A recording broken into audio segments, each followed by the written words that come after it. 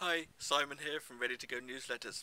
I wanted to address something that people say about my newsletters in particular, and tell you my opinion about it. Now, some people look at the newsletters and say, hey, I don't want to send out a newsletter that has a recipe in it, or that has content that's not about my business in it.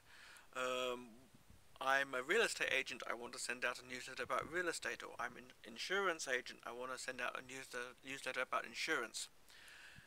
I very deliberately not made the newsletter all about real estate or not all about insurance, because I want to make newsletters that are effective.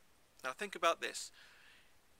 Do you think that everyone in your market is always interested in real estate or always interested in insurance? Do you think they're always going to want to read something about insurance or mortgages or accountancy? The thing is, people have a buying cycle. They only come into heat, as I like to say, for what you have to offer every few months or every few years.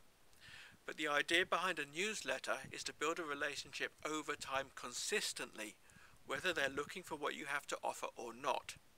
Because if you don't do that, there's a danger that when they're not interested in what you have to offer, they're going to start ignoring you. And once they start ignoring you, it's very hard to get back into their consciousness.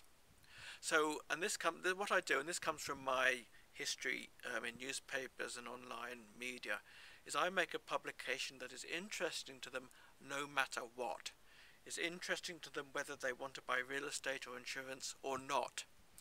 Because you want to build a relationship with them, a familiarity with them, a name with them on a regular basis, so that when they're ready to buy, they'll contact you.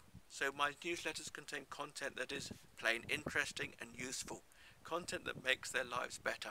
It's not just content about what you do. It comes back to something I've talked about in another video, and that is making the newsletter about your clients and not about you. The biggest mistake people make is thinking just of themselves and thinking that what they do and what they're interested in is interesting to their clients. It's not. You've got to write what's interesting to your clients if you want to be welcomed every month with your newsletter.